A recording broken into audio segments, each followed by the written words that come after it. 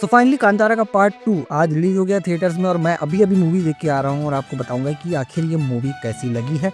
सबसे पहले तो आपको बता दूं कि कांतारा का पार्ट 2 जो है वो कांतारा का सीक्वल नहीं, उसका प्रीक्वल है। यानी कि पिछली जो कांतारा आपने देखी थी ये उसके पहले की कहानी है।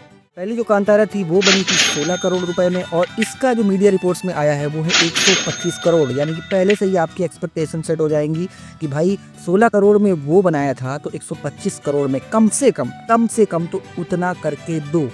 तो मैं आपको बता दूं कि भाई कई जगह फिल्म स्टार्ट होने के बाद आपको ऐसा लगेगा कि नहीं यार सब बर्बाद कर लिया, ऐसा नहीं होना चाहिए। मतलब कहीं लैग कर रहा है, वो पहले वाली कांतारा की एक्सपेक्टेशन को मैच नहीं कर रहा है, थोड़ा सा 19 रह रहा है। लेकिन फिर आते हैं ऋषभ शेट्टी।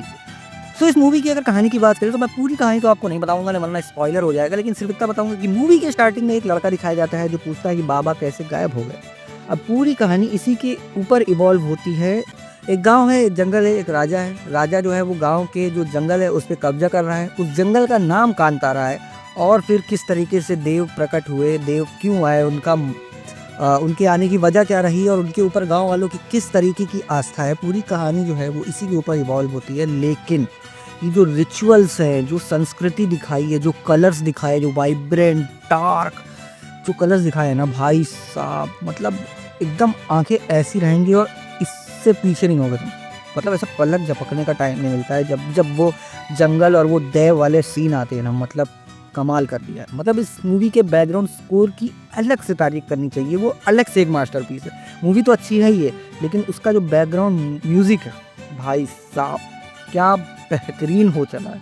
मतलब ऐसे कई मूवी में कई ऐसे पॉइंट आएंगे जहाँ पर ना आपके ऐसा लिटरली गूज़बम्स आएंगे आपके हाथों में, इतना बेहतरीन बैकग्राउंड म्यूजिक बना के रखा है। देखो ऋषभ शेट्टी ने तो कागज़ पे लिख दिया है सीन और उसको करके दिखाना है तो वैसे डिफिकल्ट, लेकिन उन्होंने बाकायदा करके दिखाया है। लेकिन स्पेशल शाउट आउट रहेगा गुलशन देवैया और जो मूवी की एक्ट्रेस हैं, क्या नाम है मुझे अभी याद नहीं आ रहा, मैं यहाँ पर लिख दूंगा। मूवी में ऐसे तमाम सीन है कि मतलब आप किसी मुसीबत में फंसे और स्वयं भगवान आपके पास सामने आ जा रहे हैं, प्रकट हो जा रहे हैं। और उनका इतना विकराल रूप, वो कलर्स, वो डार्कनेस की, मतलब कई बार तो ऐसा हुआ है कि मेरे खुद के रोंगटे खड़े हुए हैं और मेरी खुद की आंख से आंसू आ रहे हैं। सोचो, मतलब इमेजिन। इस मूवी की एक सबसे बड़ी चीज़ जो मैं पॉइंट आउट करना चाहता हूँ वो है इस मूवी की प्रोडक्शन क्वालिटी। मतलब 125 करोड़ में ऐसे ऐसे फ्रेम सेट किए हैं, ऐसे ऐसे कलर्स दिए हैं ना भाई साहब।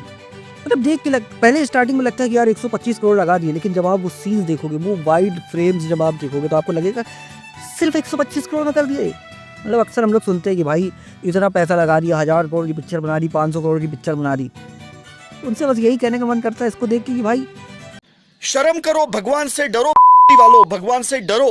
वैसे तो इस मूवी में नेगेटिव कहने को कुछ नहीं है, लेकिन फिर भी अगर एक दो नेगेटिव पॉइंट्स अगर मैं पॉइंट आउट करना चाहूँ तो सबसे बड़ा नेगेटिव पॉइंट है इस मूवी का इसका नाम। मतलब इसका नाम क्या सोच के रखा है मेरे समझ में नहीं आ रहा। पहली मूवी दिखाई कांतारा, दूसरी बनाई कांतारा कांतारा चैप्टर 1, नहीं कांतारा लेजेंड चैप्टर 1।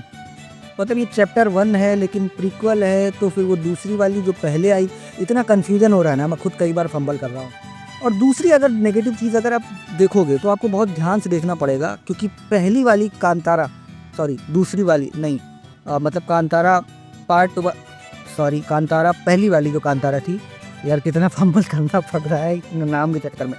तो पहली वाली जो कांतारा थी उसमें के काफ़ी सारे एलिमेंट्स जो हैं वो इस मूवी में भी डालने की कोशिश की गई है। जैसे कई सारे एक्शन सीक्वेंस अगर आप ध्यान से देखोगे, अगर आपको पहली वाली मूवी याद होगी तो कुछ सीन्स जो हैं एक्शन के वो वहाँ से भी लाए गए हैं।